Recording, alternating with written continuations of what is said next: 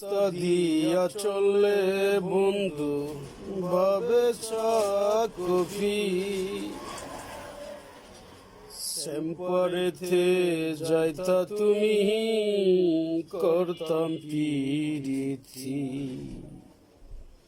রাস্তা দিয়া চললে বন্ধু ভাবে চা কফি সেম্পারেতে যাইতা তুমি